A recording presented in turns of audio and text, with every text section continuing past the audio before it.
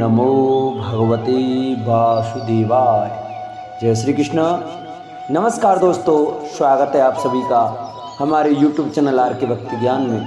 भक्तों, आज हम आपको श्रीमद् भागवत महापुराण के प्रथम स्कंद के 8वें अध्याय की कथा सुनाएंगे, जिसमें कि गर्भ में परीक्षित की रक्षा, कुंती के द्वारा भगवान की स्तुति और युधिष्ठिर का शोक की यह कथा का वर्णन सुनाएंगे। तो सभी भक्तजन हमारी श्रीमद् भागवत महापुराण की कथा को बड़े श्रद्धा भाव से सुने, क्योंकि श्रीमद् भागवत महापुराण की कथा हमारे सभी पापों को दूर करती है और हमें वैकुंठ की प्राप्ति कराती है।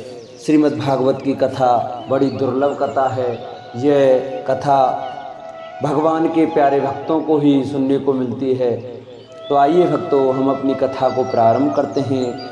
गजाननं भूतगणाधिसेवितं कपितजम्बुफलचारुभक्षणं उमासुतं शोकविनाशकारकं नमामि विघ्नेश्वरपादपङ्कजं। गुरुर्ब्रह्मा गुरुर्विष्णु गुरुर्देवो महेश्वराय, गुरुर्साक्षात् परब्रह्म तस्मै श्री गुरुवे नमः। नारायणं नमस्कृत्य नरं चैव नरोत्तमं देवीं सरस्वतीं व्यासं ततो जयमुदीरयेत्। अखण्डमण्डलाकारं व्याप्तं येन चराचरं तत्पदं दर्शितं येन तस्मै श्री गुरुवे नमः। वसुदेवसुतं देवं कंसचारूढमर्दनं देवकी परमानन्दं कृष्णं वन्दे जगद्गुरु।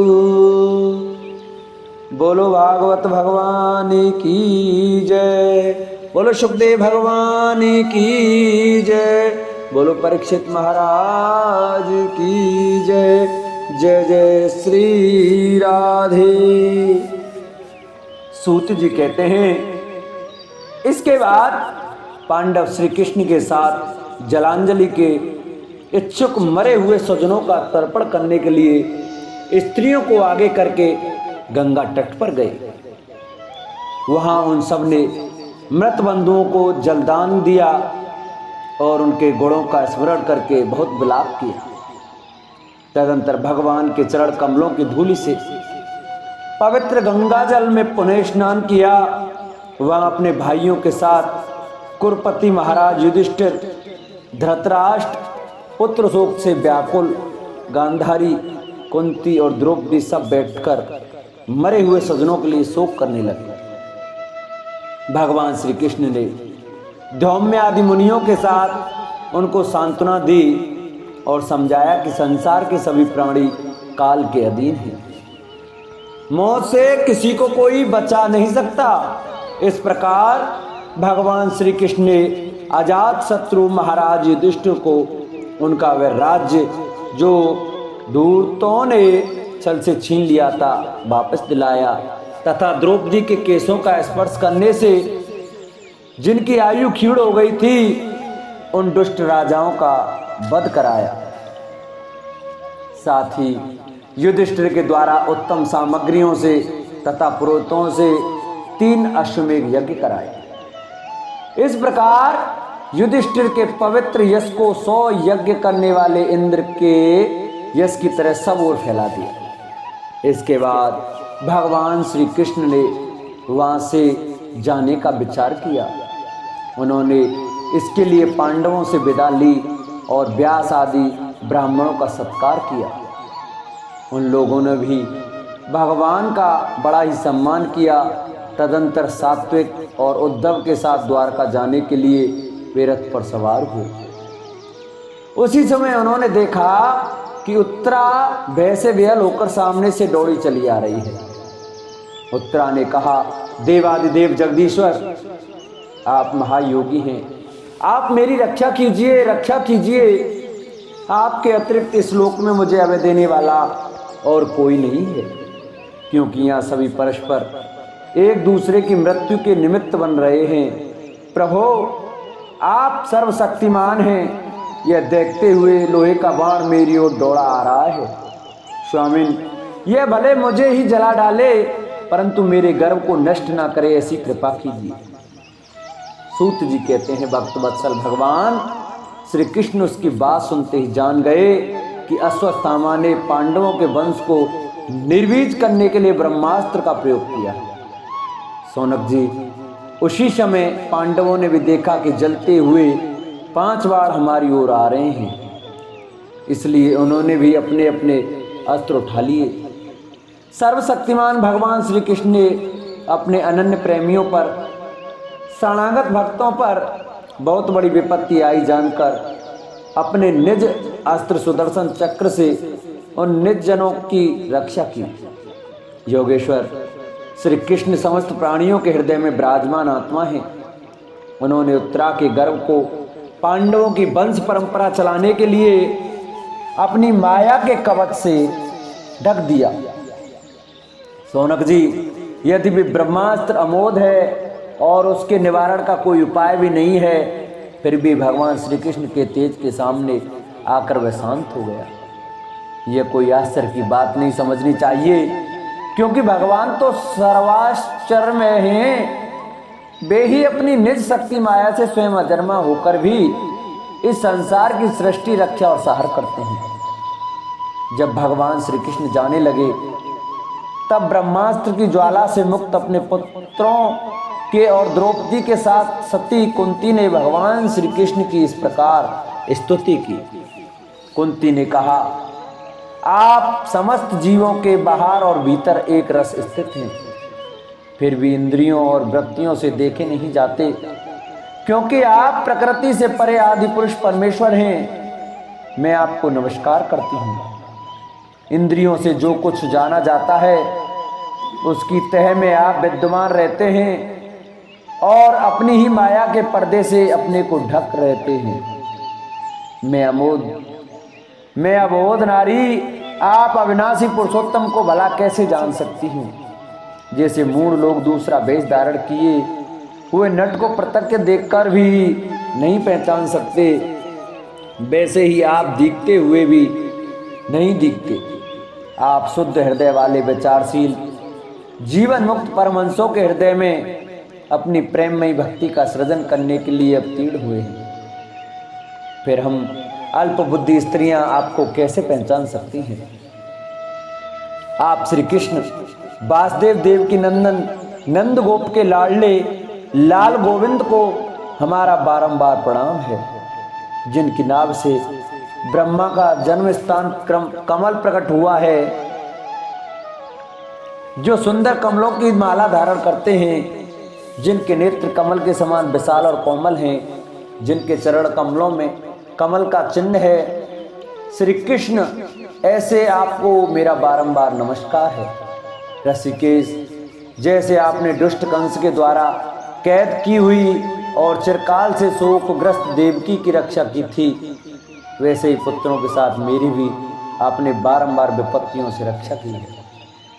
आप ही हमारे स्वामी हैं, आप सर्वशक्तिमान हैं। श्री कृष्ण कहाँ तक गिनाऊं, विष से लक्षाग्रह की भयानक आग से, हिडिंब आदि राक्षसों की दृष्टि से, दुष्टों की धूत सभा से, वनवास की विपत्तियों से और अनेक बार के युद्धों में अनेक महारथियों के सशास्त्रों से, और अभी अभी इस अश्वत्थामा के ब्रह्मास्त्र से भी आपने ही हमारी रक्षा की। जगत गुरु, हमारे जीवन में सर्वदा पद पद पर विपत्तियां आती रहीं, क्योंकि विपत्तियों में ही निश्चित रूप से आपके दर्शन हुआ करते हैं, और आपके दर्शन हो जाने पर फिर जन्म मृत्यु के चक्कर में नहीं आना पड़ता। ऊंचे कुल में जन्म, ऐश्वर्य, विद्या और संपत्ति का कारण जिसका घमंड बढ़ रहा है, वह मनुष्य तो आपका नाम भी नहीं ले सकता, क्योंकि आप तो उन लोगों को दर्शन देते हैं जो अकिंचन हैं। आप निर्धनों के परम धन हैं। माया का प्रपंच आपका स्पर्श भी नहीं कर सकता। आप अपने आप में ही विहार करने वाले परम शांत स्वरूप हैं। आप ही केवल मोक्ष के अधिपति हैं। आपको मैं बार बार नमस्कार करती हूँ। मैं आपको अनादि अनंत सर्वव्यापक सबके नियंता काल रूप परमेश्वर समझती हूँ। संसार के समस्त पदार्थ और प्राणी आपस में टकराकर विषमता के कारण परस्पर विरुद्ध हो जाते हैं, परंतु आप सब में समान रूप से विचर रहे हैं। भगवान, आप जब मनुष्यों की सी लीला करते हैं तब आप क्या करना चाहते हैं ये कोई नहीं जानता। आपका कभी कोई ना प्रिय है और ना प्रिय। आपके संबंध में लोगों की बुद्धि ही विषम हुआ करती है।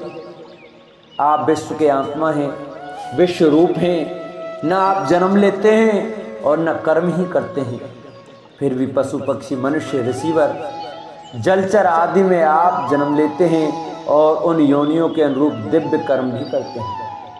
ये आपकी लीला ही तो है।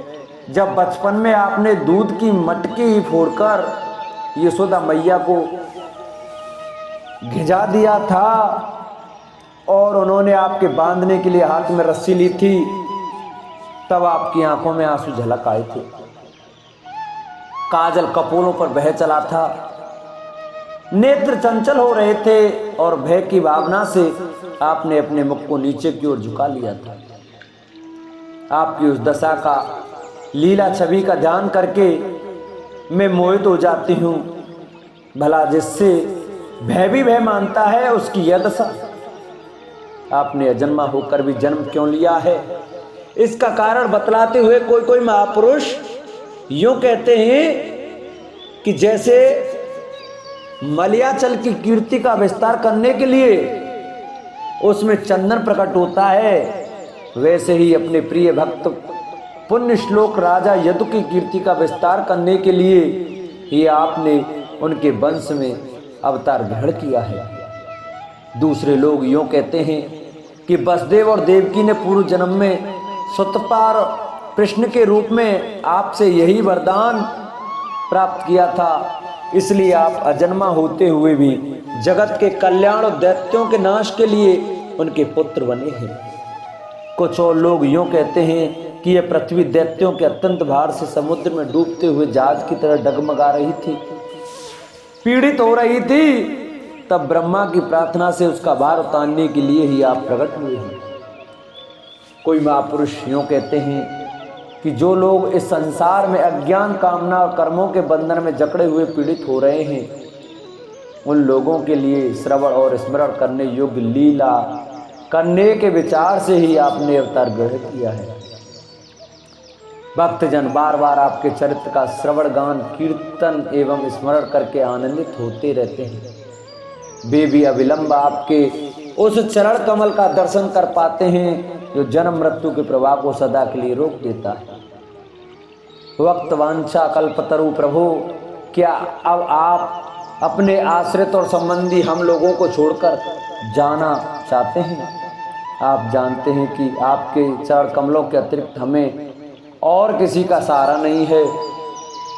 पृथ्वी के राजाओं के तो हम यूं ही विरोधी हो गए हैं, जैसे जीव के बिना इंद्रियां शक्तिहीन हो जाती हैं, वैसे ही आपके दर्शन बिना यदुवंशियों के और हमारे पुत्र पांडवों के नाम तथा रूप का अस्तित्व ही क्या रह जाता है।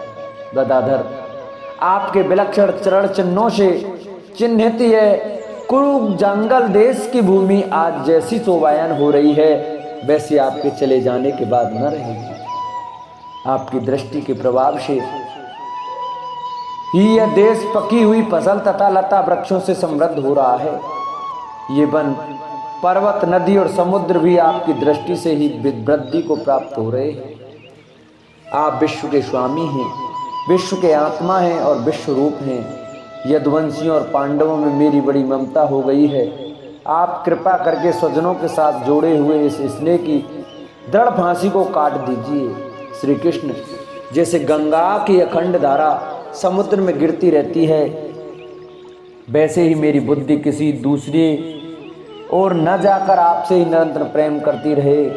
श्री कृष्ण, अर्जुन के प्यारे सखा यदुवंश शिरोमणे, आप पृथ्वी के भार रूप राजवेशधारी दैत्यों को जलाने के लिए अग्नि स्वरूप हैं। आपकी शक्ति अनंत है, गोविंद, आपका यह अवतार गौ ब्राह्मण और देवताओं का दुख मिटाने के लिए ही है। योगेश्वर, चराचर के गुरु भगवान, मैं आपको नमस्कार करती हूँ। सूत जी कहते हैं, इस प्रकार कुंती ने बड़े मधुर शब्दों में भगवान की अधिकांश लीलाओं का वर्णन किया। ये सब सुनकर भगवान श्री कृष्ण अपनी माया से उसे मोहित करते हुए से मंद मंद मुस्कुराने लगे। उन्होंने कुंती से कह दिया, अच्छा ठीक है, और रथ के स्थान से वे हस्तिनापुर लौट आए। वहाँ कुंती और सुभद्रा आदि देवियों से विदा लेकर जब वे जाने लगे, तब राजा युधिष्ठिर ने बड़े प्रेम से उन्हें रोक लिया। राजा युधिष्ठिर को अपने भाई बंधुओं के मारे जाने का बड़ा शोक हो रहा था। भगवान की लीला का मर्म जानने वाले व्यास आदि महर्षियों ने और स्वयं अद्भुत चरित्र करने वाले भगवान श्री कृष्ण ने भी अनेकों इतिहास कहकर उन्हें समझाने की बहुत चेष्टा की, परंतु उन्हें सांत्वना न मिली, उनका शोक न मिटा। सोनकाद ऋषियों धर्मपुत्र राजा युधिष्ठिर को अपने स्वजनों के वध से बड़ी चिंता हुई। वे अविवेक युक्त चित्त से स्नेह और मोह के वश में होकर कहने लगे, भला मुझ दुरात्मा के हृदय में बद्धमूल हुए इस अज्ञान को तो देखो। मैंने सियार कुत्तों के आहार इस अनात्मा शरीर के लिए अनेक अक्षौहिणी सेना का नाश कर डाला। मैंने बालक ब्राह्मण संबंधी मित्र चाचा ताऊ भाई बंधु और गुरुजनों से द्रोह किया है। करोड़ों वर्षों में भी नरक से मेरा छुटकारा नहीं हो सकता। यद्यपि शास्त्र का वचन है कि राजा यदि प्रजा का पालन करने के लिए धर्म युद्ध में शत्रुओं को मारे तो उसे पाप नहीं लगता, फिर भी इससे मुझे संतोष नहीं होता। स्त्रियों के पति और भाई बंधुओं को मारने से उनका मेरे द्वारा यहाँ जो अपराध हुआ है उसका मैं ग्रस्तोचित यज्ञ आदि के द्वारा मार्जन करने में समर्थ नहीं हूँ। जैसे कीचड़ में गदला जल स्वच्छ नहीं हो सकता, मदरा की अपवित्रता नहीं मिटाई जा सकती, वैसे ही बहुत से हिंसा बहुल यज्ञों के द्वारा एक भी प्राणी की हत्या का प्रायश्चित नहीं किया जा सकता। इस प्रकार हमारा श्रीमद् भागवत महापुराण का 8वें अध्याय की कथा पूर्ण हुई। जिन भक्तों को हमारी ये वीडियो अच्छी लगी हो वो हमारी वीडियो को ज़्यादा से ज़्यादा शेयर करें। जो भक्त हमारे चैनल पर नए आए हैं, जिन्होंने हमारी कथा को आज पहली बार सुना है, वो हमारे चैनल को सब्सक्राइब करें, वीडियो को लाइक करें और कमेंट में ओम नमो भगवते वासुदेवाय अवश्य लिखें। बोलो भागवत भगवान की जय।